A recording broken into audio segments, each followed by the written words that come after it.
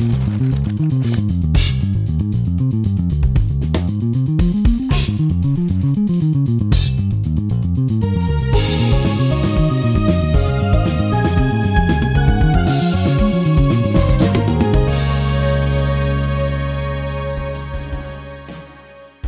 this first episode, we will introduce how art books are a compelling format for artists.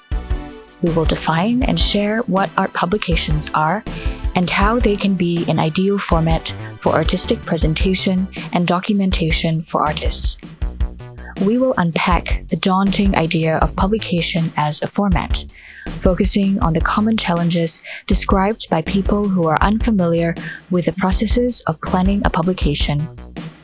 We will then describe the characteristics of publications in both print and digital forms, as well as give examples of different uses for publications and how they serve the need of artists.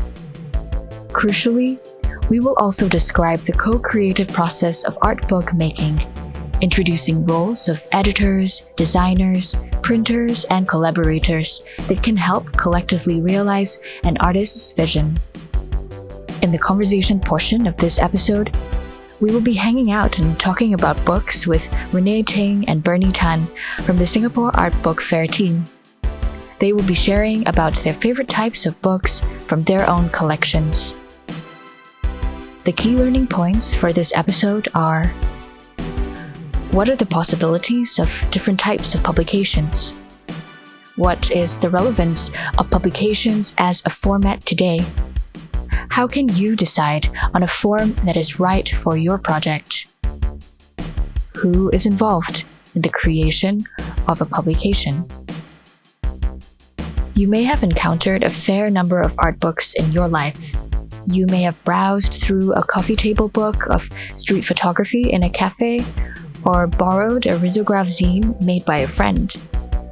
Visiting an art book fair, you may also have encountered a publication containing a collection of writing about art or a hand-stitched booklet of found images. There are many ways that a book can serve as a relevant format for the presentation of art and ideas. Perhaps you may own some, or have thought about making one of your own. This introductory series is created for practicing artists, writers, designers, or curators with a keen interest in exploring publication formats. It covers art books in various forms. Firstly, as a form of documentation. Secondly, as a space to explore artistic research and experimentation. Thirdly, as an extension and/or consolidation of creative practice, and finally, as the very format for their artwork. Let's start with understanding what constitutes a book. We are used to thinking about art in relation to exhibitions. This spatial and durational experience of presenting and viewing art also applies to books. Whether to facilitate personal exploration and sharing, or even as a way to document your work, books offer a different type of physical space that may be a complementary or even the main channel to express and present both ideas and art. A book or publication is a text-based work packed with knowledge and insights. It consists of pages bound together along one side and held in place by covers. It is also a physical object that one can hold and open, functioning as a unique space that presents and unfolds content over time. There are art books that can be easily described as art based on the creative intention or subject matter. Many art books can also be considered as works of literature or commonly referred to as illustration books. In this seminar, we use the term art books as an umbrella term to encapsulate many types of approaches to publications that center on art and artists' work, or which can be perceived as artistic in form and function. For artists, The book format is also a potent way of communicating and expressing art and ideas. Books can also be experienced both online and offline, even if the experiences through digital platforms differ greatly from physical ones. In a subsequent episode, we will also look beyond physical and printed matter to consider models of online and digital publishing. With such a large range of art books, here are 4 of the most recurrent approaches towards publications among creatives. Publications as a way of presenting denser material or content that are part of a larger artistic research and practice. These books are publications that encapsulate practice-based or led research in a creative and critical manner. Publication as mode of presentation and portfolio. For example, a monograph, photo book, or an artist zine. These can function as a specialized presentation or exploration of a specific body of work or thematic consideration. These publications may also run as part of a larger series. Publications can also serve as a companion to an exhibition that enhances or extends its experience. A publication can also be an artwork or art object in itself. These publications have been specifically conceived as artworks or play a crucial part in the artistic process. Each of these approaches will be explored in greater detail in the subsequent episodes. By considering which approach best aligns with your project and intentions, you would also be able to make an informed and strategic decision on how best to embark on the process of developing your own art book. Art book as a space for presentation. There are many ways to share and distribute your work to an audience. The most commonplace modes of presenting art are via exhibitions. These are typically conceived as happening within a space such as a gallery or a museum, where an audience views art over a temporary duration. Exhibitions offer a space for the physical contemplation of art objects and their correlation in space. An interesting question to raise would then be, are we able to conceive of a mode of showing or exhibiting in a different type of physical space? Another common mode of presentation are artist talks or workshops, which are dependent on the presence and even participation of the audience. These dialogue-driven art events typically introduce audiences to an artist's process, whether that be methods, inspiration, influences, or research. These traditional formats are also tied to opportunities for using public spaces and resources. However, this may not be available to every creative practitioner.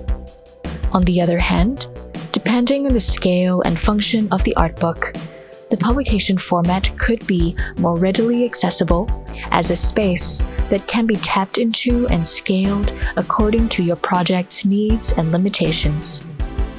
Part of the appeal of the publication is also the ability to continually revisit and relook its content across multiple encounters. Compelling characteristics of art books. Books are different from public formats of presenting art. The experience of a book is an intimate and focused affair, as books are objects that require personal activation through the reader's interaction.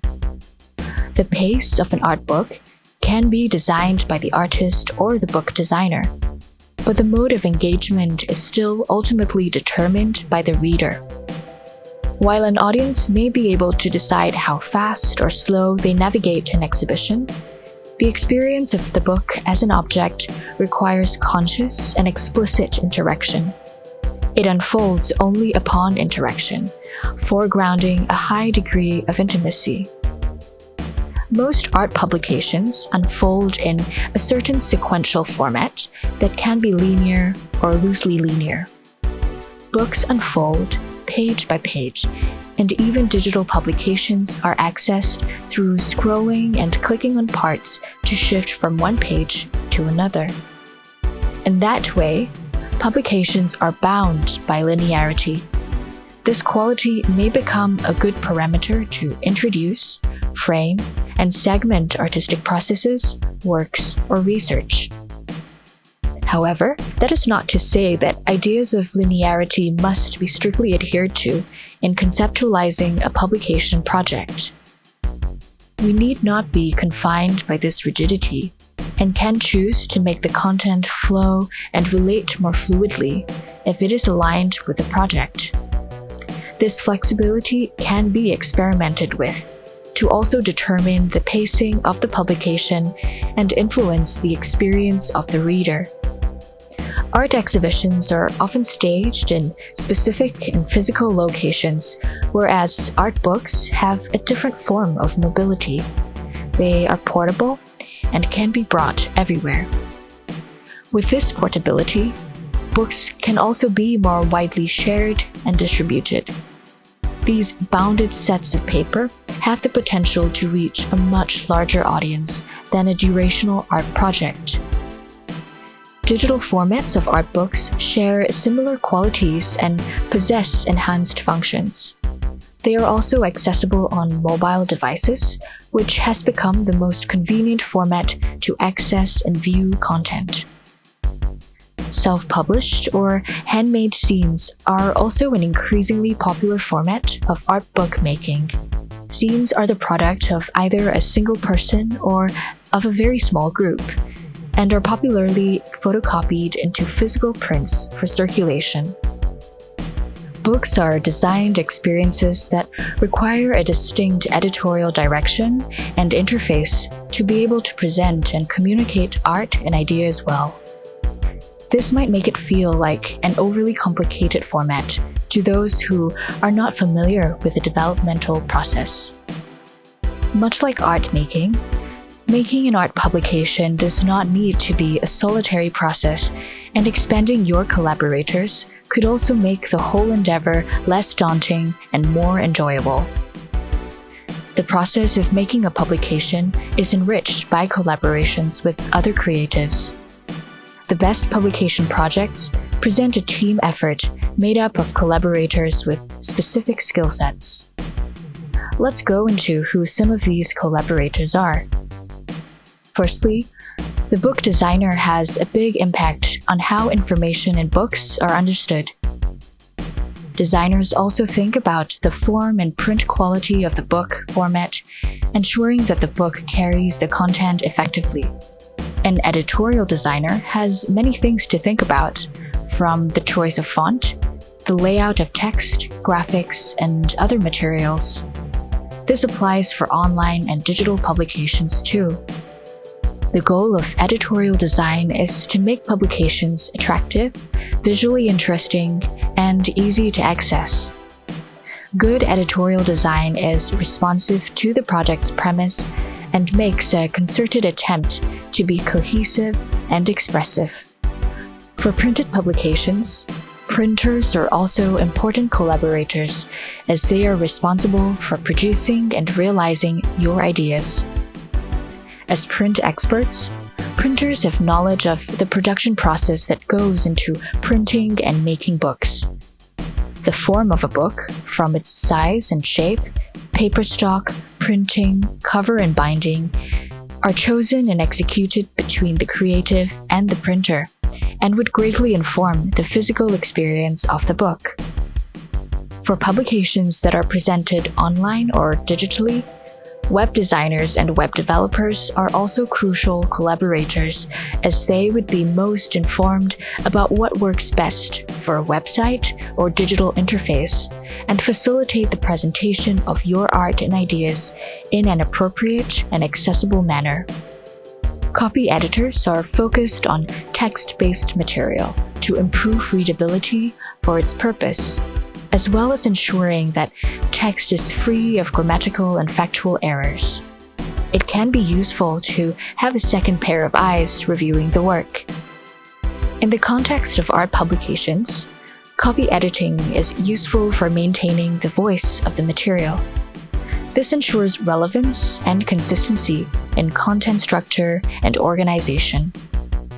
Alternatively, you may also engage other artists, writers, or curators to contribute their perspective or interpretation of your work or research. On top of these, it is also important to consider marketing and distribution. This may involve publishers to print and distribute your book, or venues where you are hoping to launch and sell your book.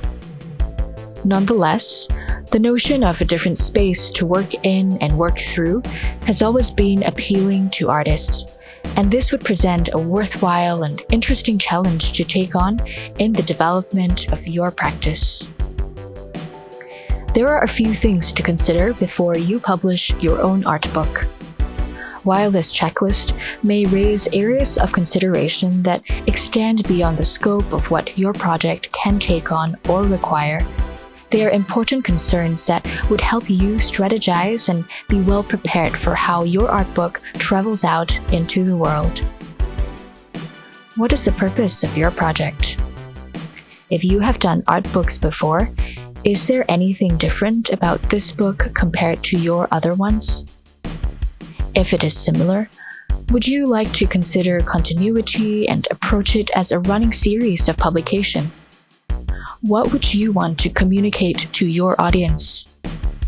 What is the unique selling point of the book in relation to its category of art books? Are there any concerns, ideas, and approaches in your practice that should be emphasized in this art book? In terms of approach, is there a tone and mood that is consistent with your practice? On that same note, are there any that should be avoided stylistically? Are there any references that can inform this project?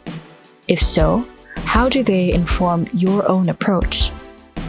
Who is your audience for this book? Through publishing, would you want to change or grow your audience? As art books may be produced through the efforts of a few people, who are your collaborators and what do they specialize in? What are your current key channels of communication for your audiences? Which channel of communication is the most effective and appropriate for the marketing and distribution of your art book? While this may all seem like a lot to think about, remember that it is just a guideline and that your processes are yours to refine and develop. Most importantly, remember to have fun with the process. We will now be moving on to the conversation segment of this episode with Renée, Ting, and Berny Tan from the Singapore Art Book Fair team, who will be sharing more about what they do, the books they admire, and why they consider publications a compelling format. Welcome to Art Books, A Beginner's Guide. This is our first episode and I'm really excited to meet different artists, designers, curators to talk about different art books. This episode, we are looking at art books as a compelling format for artists. And with us today is Renée. Hello. And Berny. Hi.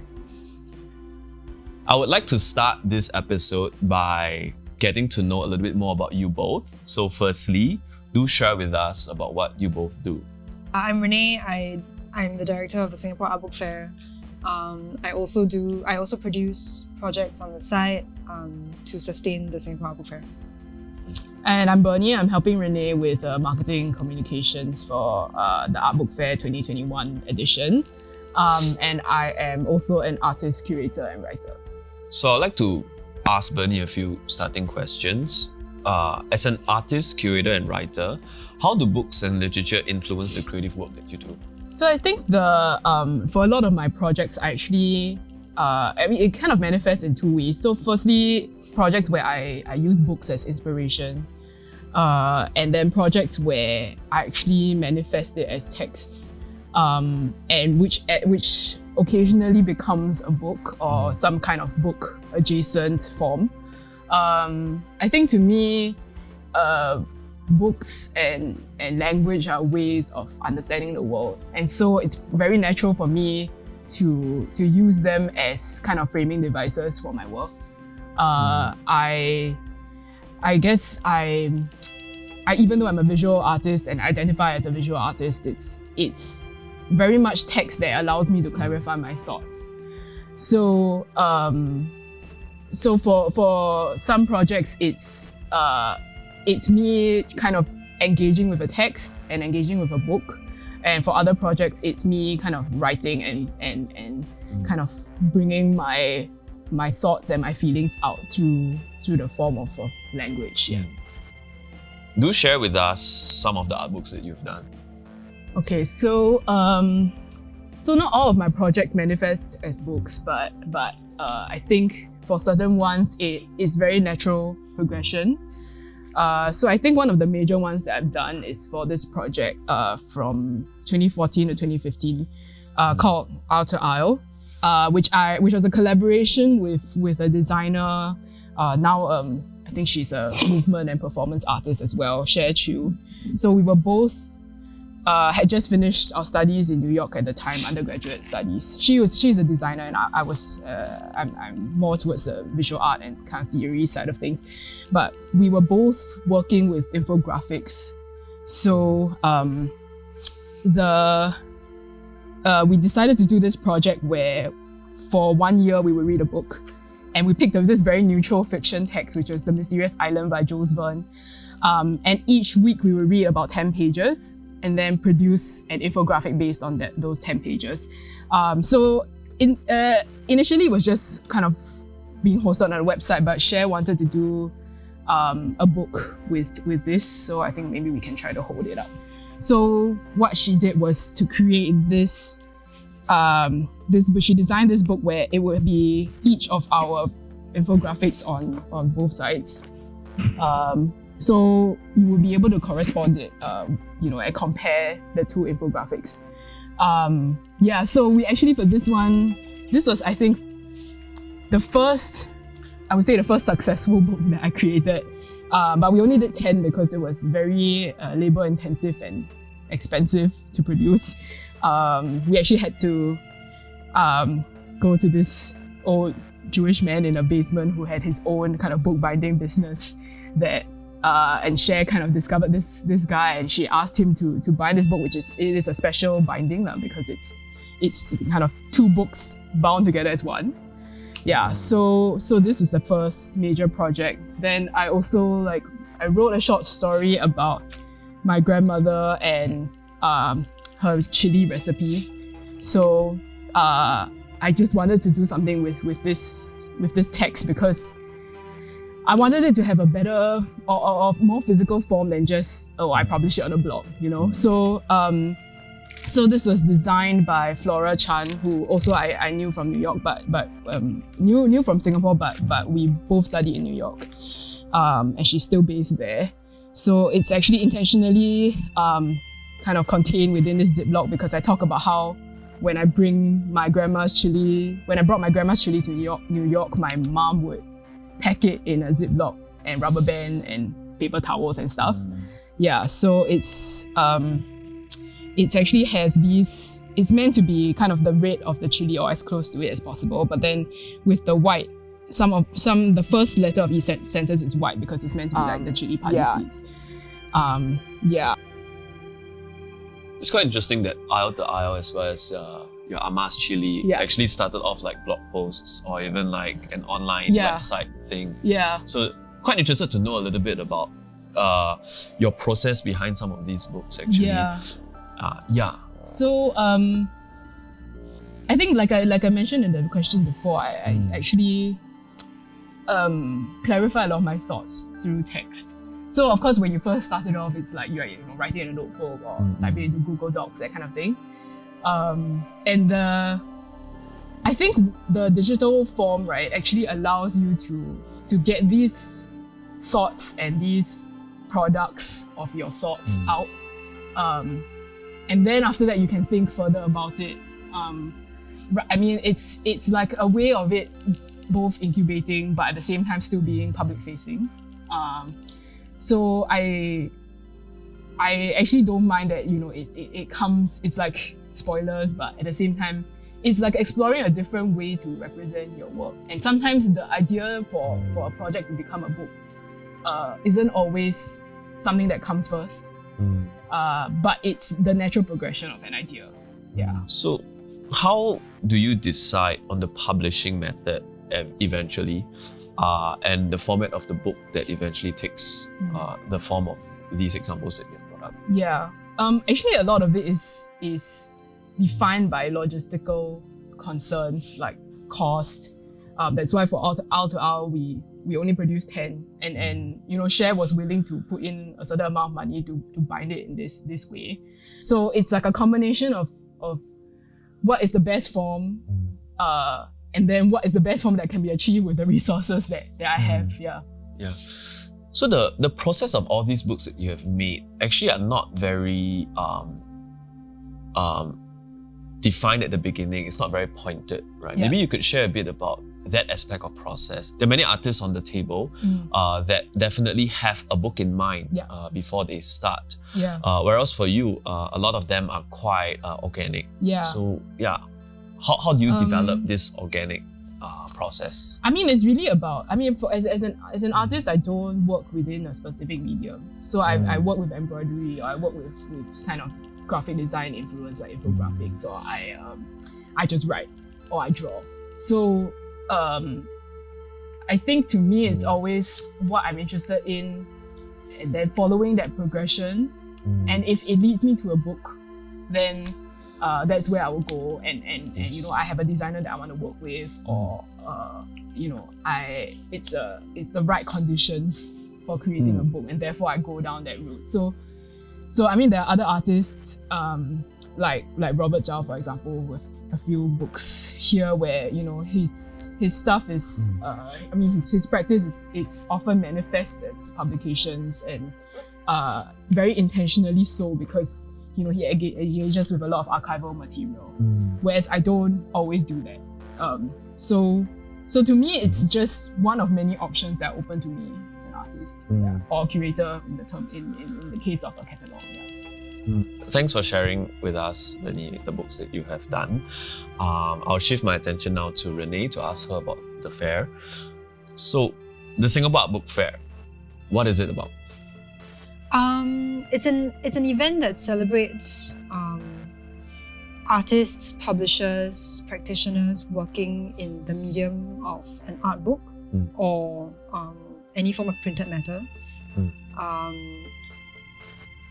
It represents, we call them exhibitors, right? But essentially, it represents practitioners that work within art book publishing that are not represented in other events elsewhere in Singapore. For example, like your literature festivals or your comic cons. Yeah. Right. So, in your years of running the Singapore Art Book Fair, do share with us its growth and its trajectory so far. Maybe also a way to think about its viability as well. So it started in 2013 when the organizers of the Tokyo Art Book Fair approached the bookstore that I was working at the time or through a mutual friend to present one in Singapore, to have a Singapore Art Book Fair. So that was, how did that start? That was basically like me and another girl making like 50 phone calls in a month, asking people to participate in this thing we're calling the Singapore Art Book Fair. Oh, so there's no open call for that? There was no open call. It was because it was such short notice that we just kind of, called like friends or people we knew. Right. It was also a lot of, non-art book related content. So in that time, it was just about KPIs. It was just about getting in the audience numbers. It was just about filling the tables, filling the space. So I think we had about 30 plus minus 30 exhibitors, and I think we saw about maybe 1,000 people in 3 to 4 days. And then in 2018, I left my old workplace, and then I took over the Singapore Art Book Fair, and I ran it independently. So what's different about the fair from then on? So ever since we became independent, it's been a lot. 2018 was kind of like the shift, right? So it really kind of, we did a rebranding. We kind of did away with a lot of things that that was previously done. So for example, there are almost no craft related content. So there's nothing that doesn't tie back to the medium of an art book. So either in terms of like, from who we represent, it's either in terms of publishing, printmaking, art books, artist books, zines, periodicals, any form of printed matter, it always has to tie back to the art book. And so we kind of did away with a lot of things that were irrelevant. We also did an open call, so we got in not just local but international exhibitors as well. So in 2018, we had about 70 exhibitors and we saw about 5,000 to 6,000 people in their weekend. So, that's kind of like the trajectory of how it has become. It is also, I feel like it has also put us on the level of an international art book fair, Previously, it felt more like a festival, it felt more like a craft fair, it felt more like just anything but an art book fair, So I think moving forward, it was very important for us to kind of shift our focus and really come back to the art book. Yeah, so what are your goals and vision for the book fair from here on as well, for the years to come? Yeah. If I say it, I'll jinx it. I would like to definitely deepen our roots in the art book community. I think that having a fair, a weekend fair once a year is not enough to grow the community. So I would like to do a lot more like year-round activities or year-round events, for example, workshops or talks, seminars, collaborations. I would like to make the art book library physical at some point. I would like to also have, some sort of shop, like an art book bookstore, because I think there isn't really one in Singapore. A place, a physical, permanent space where artists who make books can go like, I made a book, where can I sell it? Oh, there, So what are some reasons that you think art books are a compelling format for artists, maybe speaking from someone who has run quite a number of the book fairs? I mean, I think the format of a book is both accessible and intimate at the same time.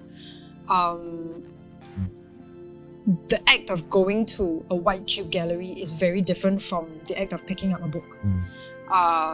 One can, have very, very intimate one-on-one encounters with an artist's works through a book.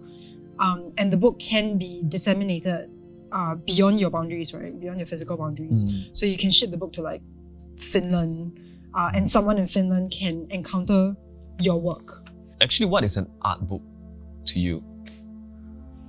I think we start with very fixed categories, right? So things like exhibition catalogs, things like monographs. I think those are already very familiar and that have been being produced for probably even like hundreds of years in a way. But then I think when you start to blur the boundaries, which is generally what happens, I guess, in contemporary art anyway, which is if you consider the book a medium and an artist, a designer, any kind of creative wants to challenge what that book could be, then you naturally start to explore the form, to explore the content, to think about, does something have to be tactile in this specific way? Does something have to be legible in this specific way? So I think the art book is less something that can be so clearly defined as it is this kind of network or constellation of publications that don't fall neatly into fiction, non-fiction, poetry, or there are books that are poetry anthologies or whatever that also challenge the form that I think you could also consider an art book, and that changes the way that you interact with this object. Yeah. I mean, I think at the fair we see a lot of also like we see a lot of art books, artist books, zines, periodicals, risograph printing, letterpress printing. It's all design publications, research publications.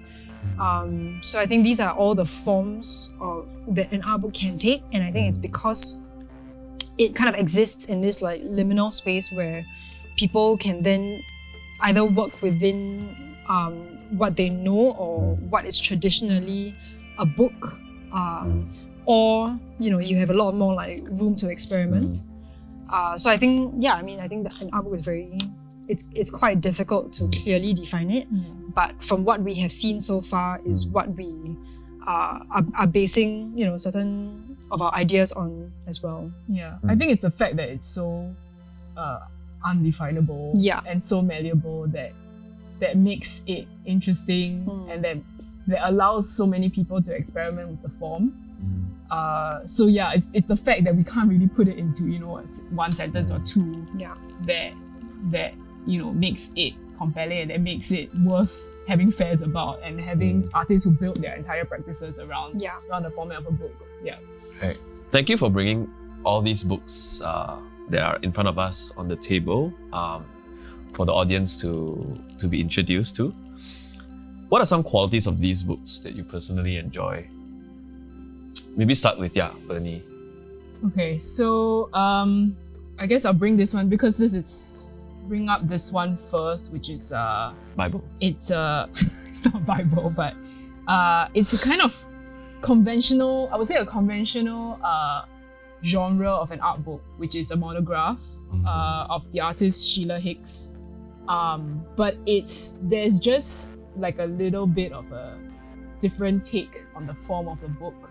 I mean, it could very easily have been just a regular kind of book, and Sheila Hicks is such a big artist that it would very easily sell even just a more conventional form. But for this one, it was actually designed with this kind of I don't know what would be a technical term for it. Mau. Yes, it's she's an artist who works with weaving and with textiles.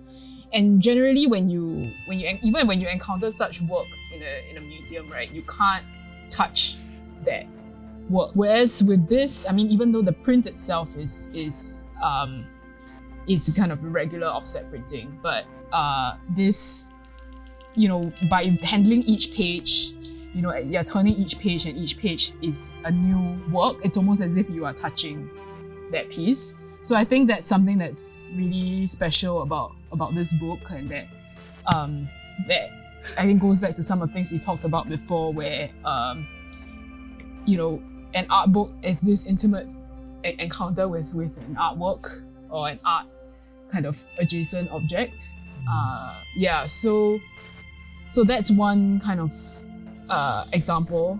I mean, other things that I just encounter at a fair, a book, whether it's an art book fair, illustration fair, or something. This is just by Mark Pawson. It's maps and then kind of little prints on maps and interactions with maps, like existing maps that he's taken apart and formed into a book. And then this I got in London, I think the London Illustration Fair or something like that. So this is risograph printing, but the very beautiful illustrations by Marina Fernandez. So I think it's just one of those things where you just come across it and there's just this kind of atmosphere to an artist's visuals that really grabs you. And I just, you feel like owning this thing and this object. And of course, books are, like Renée said earlier, that it's you don't have to pay thousands or tens of thousands or hundreds of thousands of dollars to own someone's work and someone's sweat and blood. And it's just something that it's kind of reproducible. And I mean, I didn't know this person before. I didn't know this studio before. I'm not exactly sure how it's pronounced, but it's Isinori, I think. But this, just a very simple idea where they have a basic background that, as they tell the story, which is in French, I can't really read French, they just build on the same structure and play with print in that way. And that's just something that I really enjoy in a book, which is that it surprises me, and grabs me and holds my attention. Wherever it is that I encounter it. I mean, it could also be as simple as, this was from an exhibition at Substation a few years back. It was a group exhibition, and I think they just offered it. It was free for everybody to take. But the interesting thing about it is that it's all hand-bound in a very kind of precarious way, but at the same time, the cover is actually the envelope of a HDB or Housing Development Board kind of letter, and then so many different materials that you never know. I mean, you go to an exhibition and you don't necessarily expect to come back with something like this, like a little piece of the book that of the work that is an artwork in itself. So I think there's something very beautiful in that lack of expectation, and then a book kind of falls into your lap, which books can do as opposed to an entire artwork. So I think there's really some value in it. This is designed by /Fellow, I believe, which is a local design studio. But then of course there are more conventional books that are not kind of made out of that, but things like this or this that this is the A to Z of Gravity's End or Space Settlements. I mean, books that I just again encountered at Art Book Fair, and I just enjoy the kind of obsession and the way that they organize information in these books, or that they talk about topics that I'm interested in or that have some kind of tangential interest in. But there's such a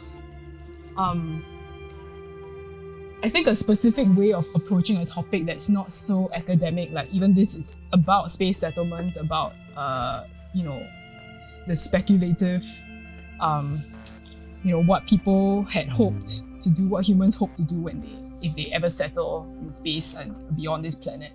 And it's academic, but at the same time, there's a kind of creative energy to it that's very seductive. Yeah. Renée? Any books? I mean, I think for me, it's mostly like what I look out for in the setting of an art book fair, or even day to day when I buy books. It's a lot of whether or not the format kind of matches the work that is being presented. So, for example, like this one, this was given to me at the Hong Kong Art Book Fair by a friend. It's called Smeared, and it's basically about so during the Hong Kong protests, a lot of them kind of vandalized bus stops and walls and billboards and things like that. And then very shortly after, the police will come and try and clean it off. But then it left this like smear that also can be viewed as an artwork, and it's like a collaboration between the protester and the police. And the funny thing is that it's been kind of obscured, so as you flip it, you can't really see. But then it's in between the pages, like that. I'm not sure if you can. Yeah, so I think like like Bernie mentioned, it's a lot of chance encounter, but also it always surprises me it doesn't surprise me, but like it's always nice when you see that the artist has taken the form of the book and considered this in their work, or the work in the form. So this is one. There is also this one. I think I quite like this because it's basically two curators or two artists, if I'm not mistaken, who reached out to about 50 over musicians, artists, designers, writers, and pitched like a very simple idea. So it was like if you were to miss your last train and you are caught in a train station, what one piece of text will you have with you? And so they invited all of them to kind of submit like an A4 paper, and then they were also allowed to write margins on them, underline, just kind of do whatever they want. And so this was actually very initially presented as an exhibition, and it was not yet a book. It was printed into like A4 paper, and it was all kind of scattered around the exhibition. And anybody who came was allowed to kind of pick up, different pieces of texts selected by different artists, and then kind of sequence it themselves. And it was only much later that they turned it into a publication. Yeah. So yeah. Just another question. You all collect art books as well. What are some art books that you have collected that you would like to share with us today?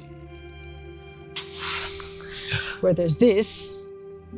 It's a book on John Cage and his foraging for mushrooms, which is actually just a personal interest of mine, and it opens up into this like two-part volumes publication where so John Cage is very commonly and widely known as a musician, but I think it was really interesting to see like a catalogue of his mushroom foraging. So these are little inserts, and so I think in terms of like collecting, it's more like looking for different and various forms or formats that challenge the typical ways in which we view and understand an art book. I like this one. This one's got like it's got like this full on like high production, high value. I think this kind of struggling that we're doing, it's a recurring format that you all enjoy. You don't always go to a book wanting ease, especially an art book. I mean, so one example that I have would be this. It's called Working Together. I think it's a few years old. I got it at the Singapore Art Book Fair in 2016 when I was not yet involved. I was just kind of an attendee. So it was, I think, a few young designers working, they call themselves push press, right? So it's all risograph printed. And it comes with all these, again... People. Sorry? People, right? People. Oh, yeah. I think they are... Okay, I'm not so sure about the mythology of this this publication. Hold on. It is... Yeah.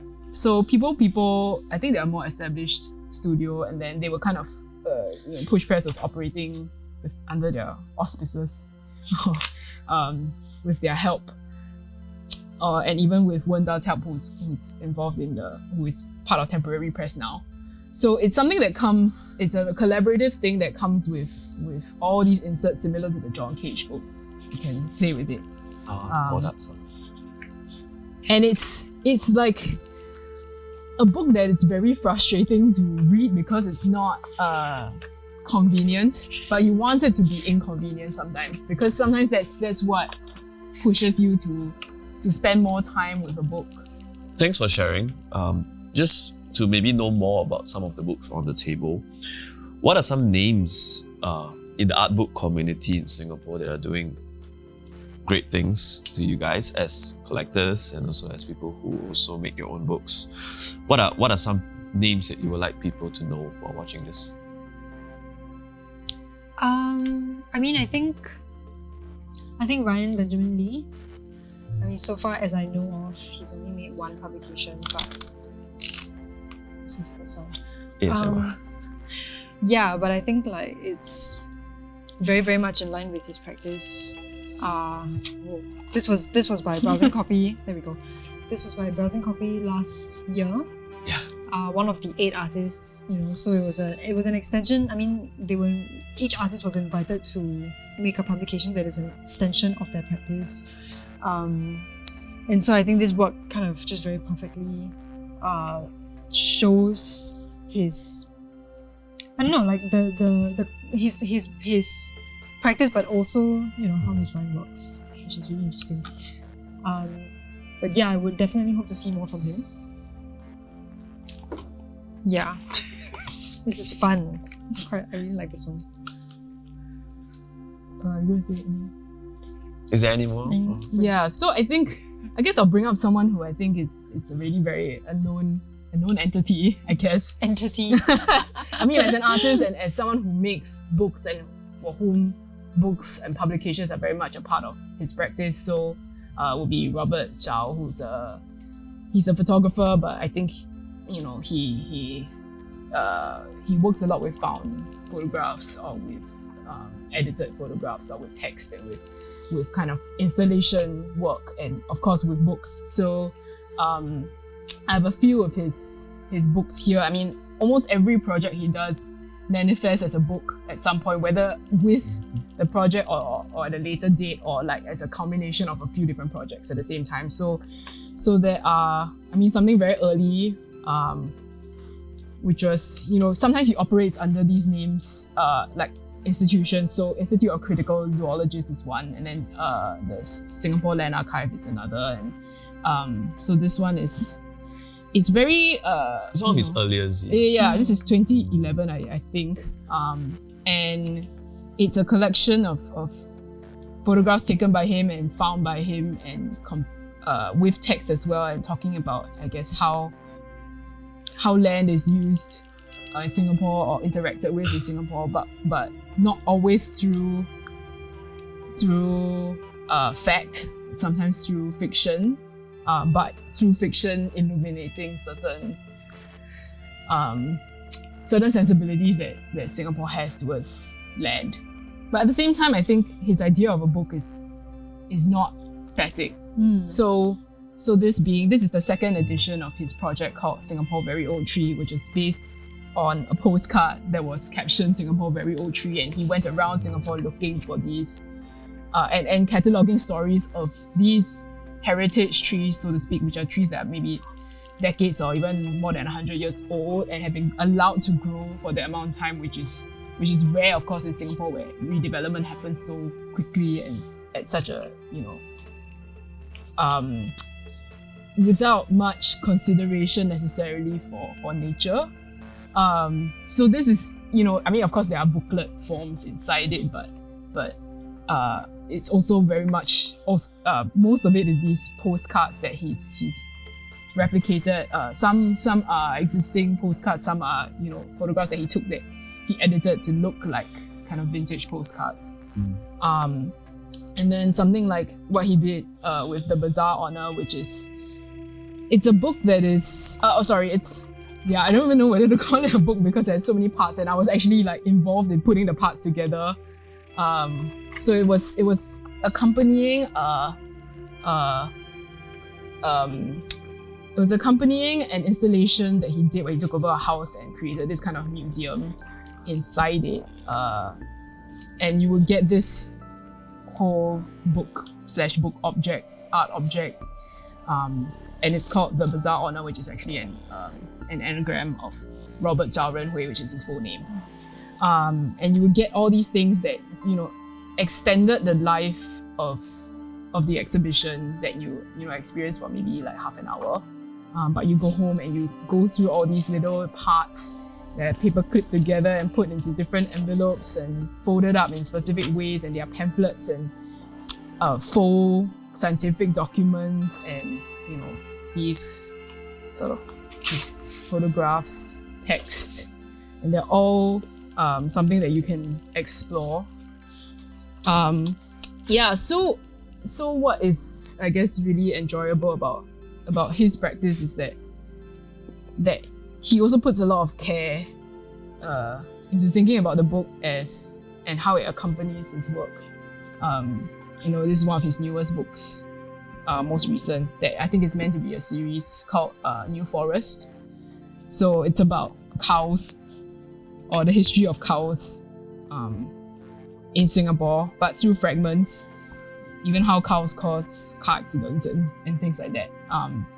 You know, thinking about nature in Singapore, where it's sort of this fringe thing of being so consumed by the urban, but actually it exists on this margin.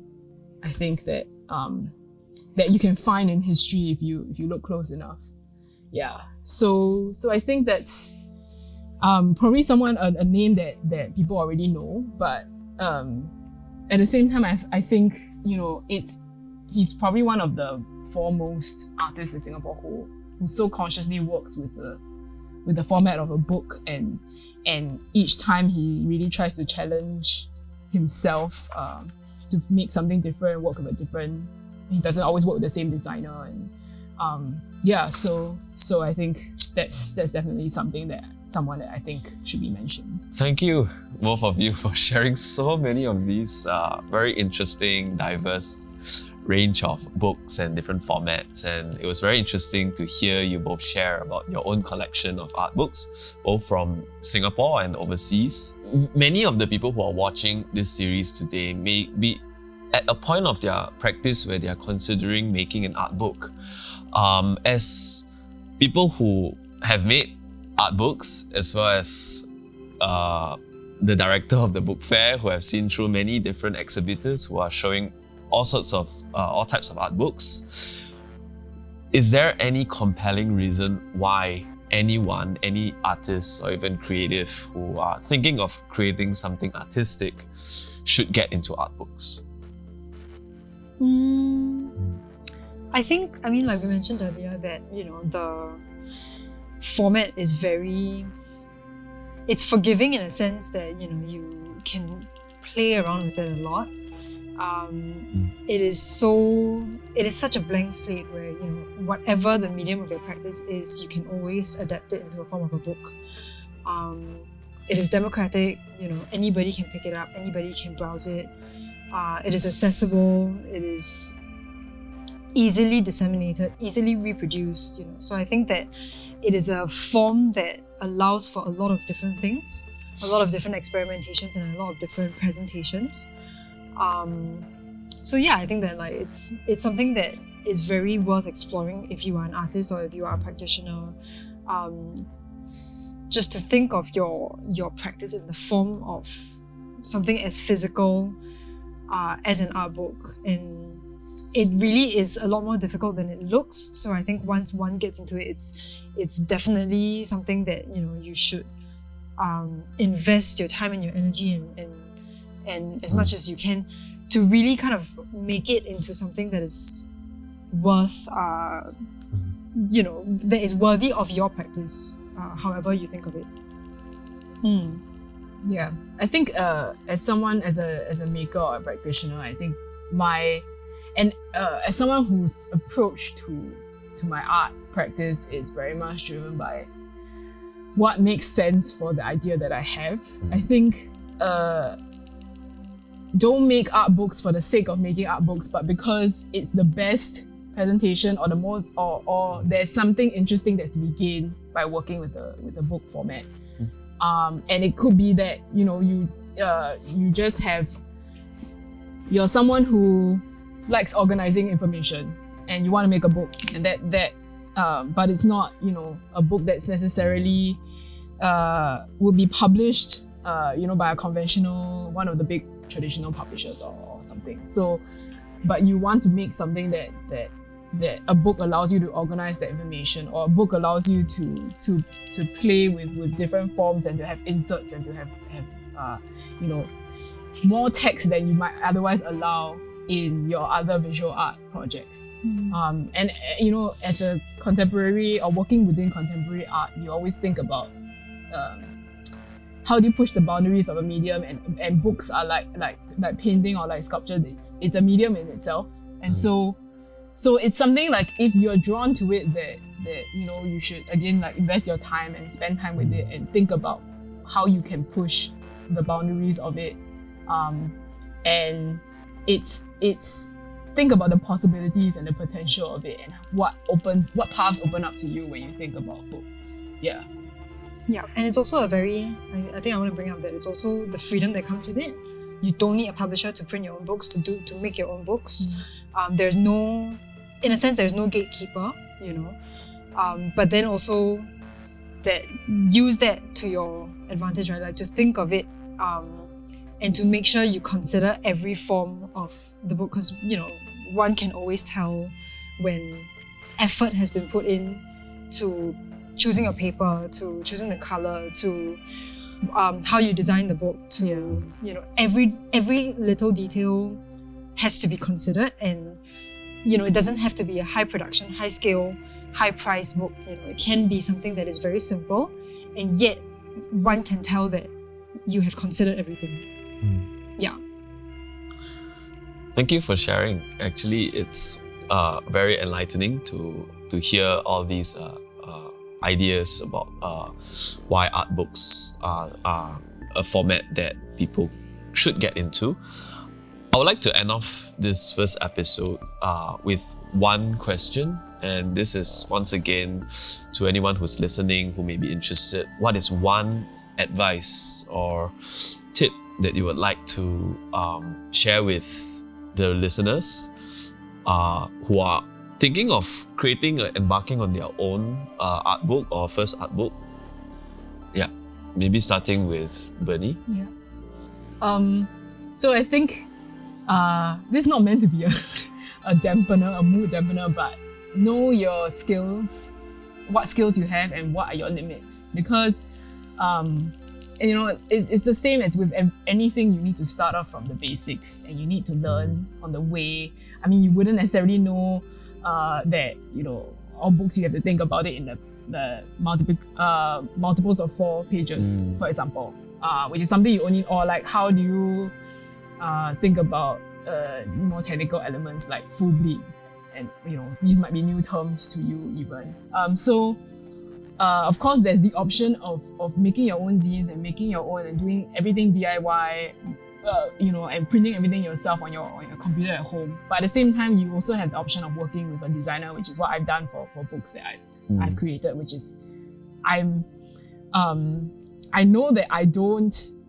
That part of it does not bring me joy. It is the ideation of it that brings me joy. So and I want to see what someone else can do with the idea that I have, and someone who actually knows my practice, knows me as a person, as a friend that I trust, and I can say, here's this text, or here are these images, go forth and do what you want with it. And because I trust you and I think you are my equal and you are a partner that I want to work with to create this project. So it's about kind of feeling your way through that and thinking about the book as a collaborative arena as well. And then it doesn't become this burden or like this stress to you, but rather this space to play and to like further your practice. Yeah. I think for me, it's more start with what you know, start with what you have as well.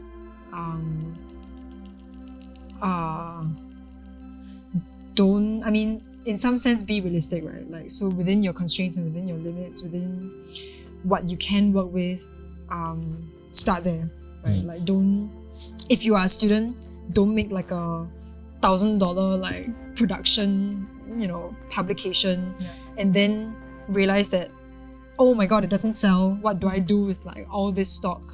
And then get deterred from making art books. I think it's always about, start somewhere, but start realistically in some sense. Yeah, I feel like we're deterring people from. No, I don't think it's a deterrent, because I think it's very realistic advice. You have to be. It's not something that one will make $1 million from. Yeah, but you do it because it's an obsession and a labor of love, and any labor of love requires effort and requires you to think about every condition and in order to make it something that you are prepared to show the world and that you feel proud of. Thanks so much, and I really think that people in general would be very, very clear how to begin, after watching this. Thanks everyone. Thanks for watching. Thank you. Thank you for watching this episode of Art Books, A Beginner's Guide. If you've enjoyed this series, we would also appreciate it if you can fill in a feedback form that can be accessed through the QR code or link. We have also compiled a list of titles or texts that have been referenced or consulted on in the episode for your reading pleasure. See you next time.